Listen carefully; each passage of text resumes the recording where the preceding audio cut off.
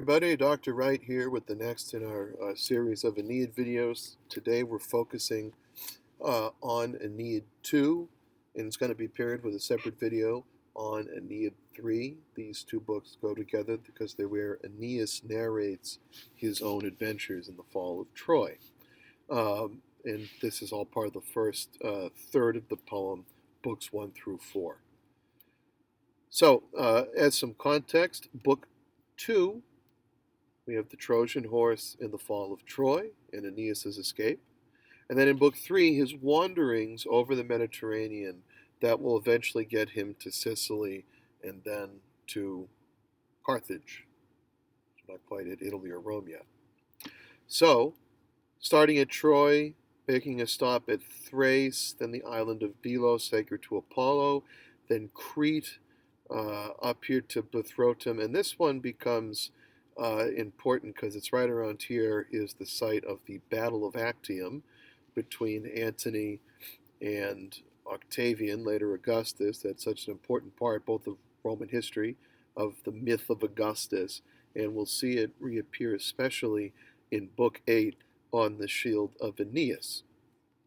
So anyway, he then makes it from here, Buthrotum Epirus, around to Sicily, bounce off here to Carthage, and then eventually we'll get to Latium, but that's not going to be until book 6.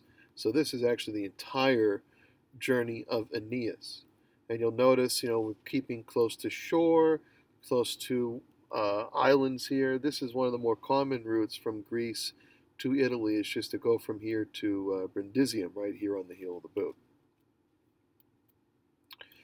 And the whole time, remember, he's telling these stories to Dido, who has taken him in at Carthage and who will begin a doomed love affair with him in book 4.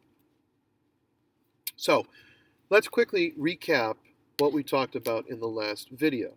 In our last video, I had you come up with some parallels between Vergil's Aeneid 1 and Homer's Odyssey. Now, when we originally taught this, my friend Michael and I, we read the Odyssey first and then the Aeneid. We're going to actually be doing the opposite this year. At the end of that exercise, I walked you through, I suggested to you that you should pay attention to one parallel in particular, the first spoken text or speech in each work. That is, in Homer's Odyssey, the first spoken interaction is between Zeus and Athena, or in Latin, Jupiter and Minerva. In this exchange, we get some stable models. The story of Orestes, the son of Agamemnon, which is a model for the reader for Telemachus, Odysseus' son. A reminder of Zeus's control over the world, which is also true in the Aeneid as Jupiter, and the knowledge of Athena's support. And for the Aeneid, you can switch Athena to Venus. So then, what do we see in the first spoken exchange in Vergil's Aeneid? Something different. The model for the Zeus-Athena exchange in the Aeneid would be Jupiter and Venus. But that's not the first spoken exchange. That is actually Juno, the antagonist goddess, to herself. She says, "Am I to admit defeat, unable to keep these Trojans and their king from Italy? Forbidden by the fates am I. Pallas," that's Athena, "could burn down the Argives' fleet and drown all hands for one man's offense, oily in Ajax's fit of passion. She herself hurled Jupiter's fire from heaven, splintered the ships, churned up the sea, and whirled up Ajax, exhaling flames from his pierced lungs, and impaled him on a crag." That's one of the most metal images in all ancient poetry. "But I, who walk among the gods as their queen, sister of Jupiter and Jupiter's wife, I have to wage war for years on end against this one race. Who will worship Juno after this or bow down before her holy altars?" She's so pissed that by the end she's referring to herself in the third person. So, let's compare these two opening frameworks. In the Odyssey, you have Zeus's control and wisdom, models for action, and mortals described as bad students because they told Aegisthus, "Don't sleep with Agamemnon's wife and kill him." or bad things will happen. What does Aegisthus do? He sleeps with Clytemnestra and kills Agamemnon, and then Orestes comes back and kills the two of them. And the gods just like, well, we told him. Now in Vergil, instead, we have Juno's anger and hatred. We have models for death and destruction, and mortals like Ajax described as objects of divine wrath, because that's what she wants Aeneas to be.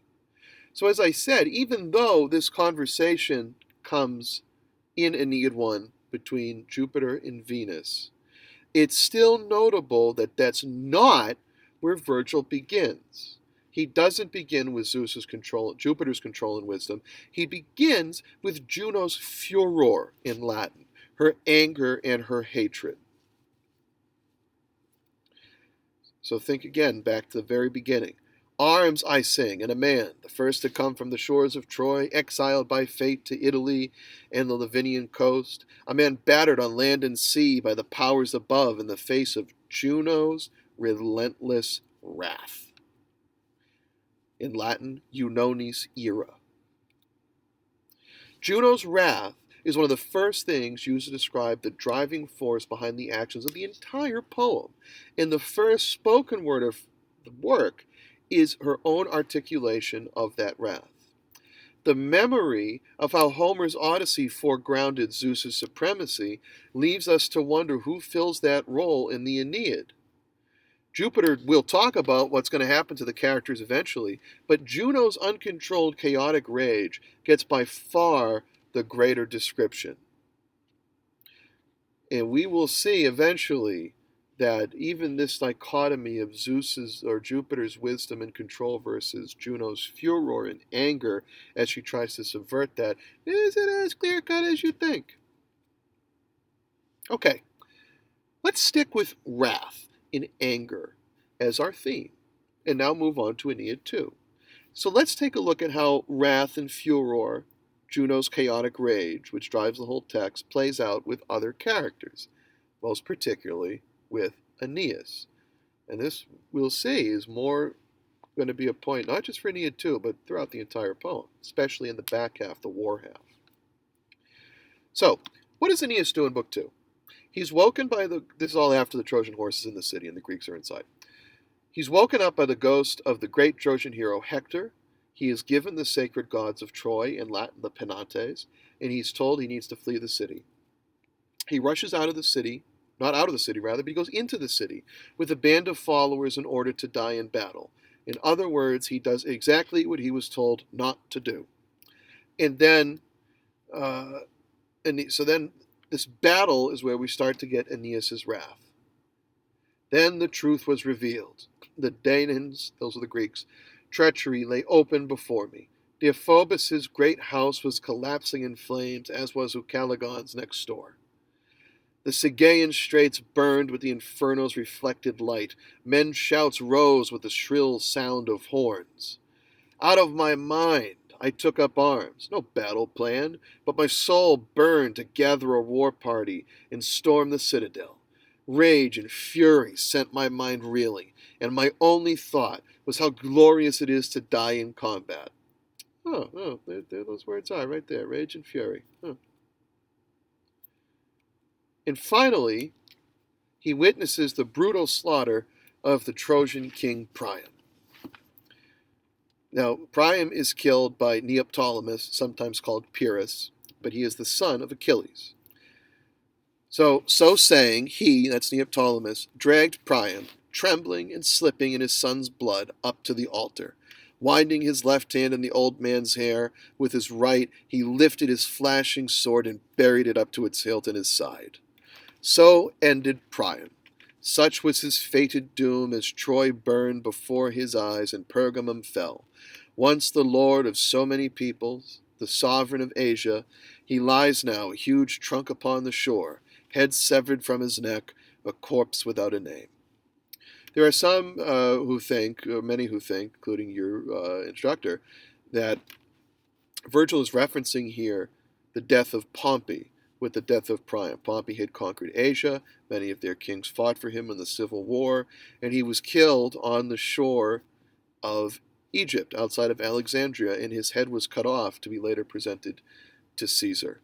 leaving him a corpse without a name, which is something that Lucan, the successor of Vergil, will play with in his epic poem about the war of Pompey and Caesar. When Pompey dies, he very much references this Vergilian scene, which is why many people think that's what Vergil's talking about. So, after these three, what happens next? Then he stumbles upon Helen, the cause of the whole war, and wants to kill her, but he's restrained by from killing her by his mother Venus, who is also a patron goddess to Helen as well. Venus is restrained. Aeneas is speaking again here. I was carried away by this frenzy, when shining through the dark in a halo of light, my mother appeared before my eyes, more clearly than ever before, revealing herself as a radiant goddess, just as the great ones in heaven see her, so beautiful, so tall. She caught me by the hand, and in grace spoke these words from her pale rose lips. What anguish is behind this uncontrollable rage? Now, this also recalls a scene from the Iliad where Athena comes down, sent by Hera, or Juno in Latin, to stop Achilles, who at that moment just wants to straight out kill Agamemnon. But again, what is it that Venus confronts her son with immediately? His uncontrollable rage. So she convinces him not to kill Helen and to go back to his family. Remember, he's now needed two people, Hector and then his mom, to tell him to get his family together and leave. But now he can't persuade his father Anchises to flee until a portent convinces him to do so. However, in the chaos of the escape, he loses his wife Creusa, and then he gathers the refugees and sets off. So, to recap, the major points in Aeneid 2, wrath is a model for behavior. All of Aeneas' actions until his mother comes down and stops him are driven by wrath. And there's a tension here between Aeneas' wrath and his duty ordered by Hector and Venus to gather his family together and leave Troy, because they know he needs to lead the Trojan people to found Rome. The imagery in Aeneid 2 is primarily centered around, and this is a famous article by the scholar Bernard Knox, the serpent and the flame. So the serpent one is obvious. Those are the two huge serpents that come from the island of Tenedos and kill Laocoon, the priest who tries to tell them, don't trust that horse, what are you, idiots? But the gods, because the fall of Troy must be accomplished, kill him with these two serpents, which are also meant to be kind of a model for the Greeks who will invade Troy by treachery, because the serpents, remember, come from Tenedos, which is the island where the Greeks are hiding their fleet. And the flame, well, I mean, that's obvious. Aeneas burns with wrath. The city itself is on fire as it spreads around, and the Greeks destroy Troy. We also see the development in Aeneas' character reflected between the tension between wrath and duty, as he moves from wrath to finally accepting what his duty is to lead the Trojans, what are left, to a new homeland. And another way to reframe this is Aeneas' public role as the new leader of the Trojans, will become the Romans, versus his private role in his feelings as, an angry Trojan watching his entire world in flames. That would shock all of us. And so these tensions between the public and private are going to recur throughout the epic, particularly in Book 4 with Dido, where here the tension is between his passion and his duty. But furor in Latin can encompass both an intense erotic passion as well as an intense anger. So what's our take home? Vergil's first two books of the Aeneid, particularly through the goddess Juno, offer us a very different worldview to Homer's. Instead of, in the Odyssey, the wisdom and justice of Zeus above all, here we have furor, madness, anger, and chaos. So, let's dive in a bit and see how some of these actually play out. So we didn't read the Iliad, although the text is on Google Classroom. But let's take a look from the Iliad how Homer renders the confusion of battle. So a battle starts. This is from Book 4. And when the men who were moving towards each other had come on the same spot, they clashed, shield on shield, spear on spear, in bronze ferocity, and the studded bucklers collided, and the great rumble of battle gathered and spread. Then mingled the shrieks and cheers of killer and killed, and the earth streamed with blood. And then we have a simile. As when the winter rivers, flashing from their vast springs down the mountain to a glen, clash their colossal waters in the hollow ravine, and in mountains far distant a shepherd hears the tumult in their meeting, such was the roar and clamor of the soldiers as they met. What's the take home? For Homer, the confusion of a pitched battle is best rendered by analogy to a destructive natural force, in this case an overflowing river. Homer uses the simile of a shepherd listening to this overwhelming rush of sound and destruction to make vivid his image. Since the Iliad is a poem about war, all the similes are taken from, a pastoral, agricultural, peacetime context. So, let's go back to Aeneid 2 with the darkness and the confusion. So Aeneas, in this scene, wakes to the sounds of battle in Troy. By now, the lamentation in the city had grown to such proportions that it reached my father Anchises' house, secluded though it was among the pines. The sickening sound of battle startled me from sleep, and I climbed to the roof and stood at the very top, upright and listening. And here's the simile. It was as if the south wind were fanning fire through the fields, or a mountain torrent had leveled the farmlands and swept away the oxen's tillage, flattening the hedgerows, and I was a shepherd, listening in the dark from some towering rock. Then the truth was revealed. The Danaan's treachery lay open before me. So here is a good example of Vergil's kind of what scholars would call rivalry with Homer. We can see that he's adopting a lot of the same simile. You've got, for example, the shepherd on the towering rock. But here we have the addition of fire and this strange kind of paradox here. For all this visual description, we have the shepherd listening in the dark. So again, it was as if the south wind were fanning fire through the fields, or a mountain torrent had leveled the farmlands and swept away the oxen's tillage, flattening the hedgerows. There's the other part of the rivalry where Homer just gives you the mountain flood. Vergil gives you two, the flood and the fire. And the comparison is Aeneas and the shepherd. I was a shepherd listening in the dark from some towering rock. In Latin, stupet inscius alto, accipien sonitum saxi divertica pastor. What does this comparison show us?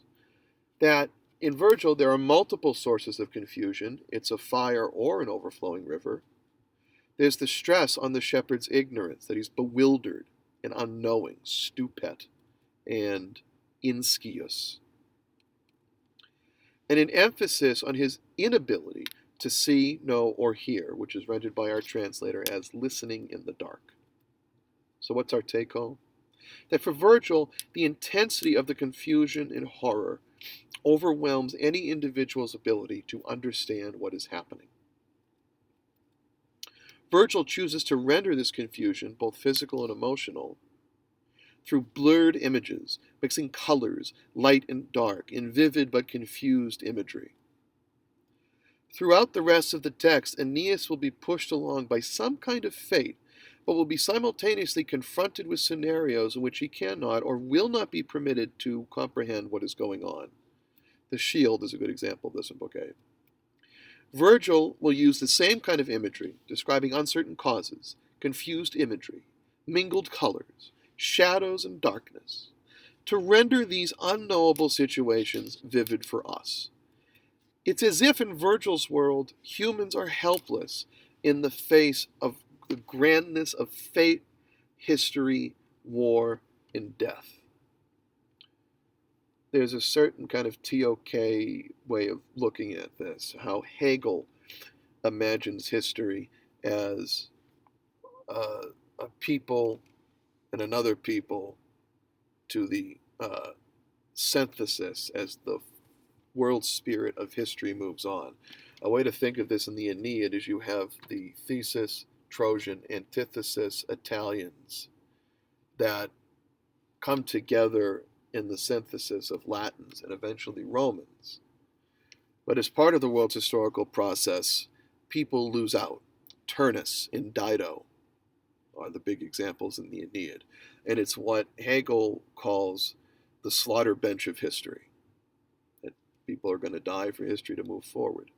What makes Vergil, to me, such a powerful poet is that he describes this process, but from the point of view, oftentimes, of the victims of that very slaughter bench of history. So a big picture historical question would be, Vergil's now living in this new Augustan settlement.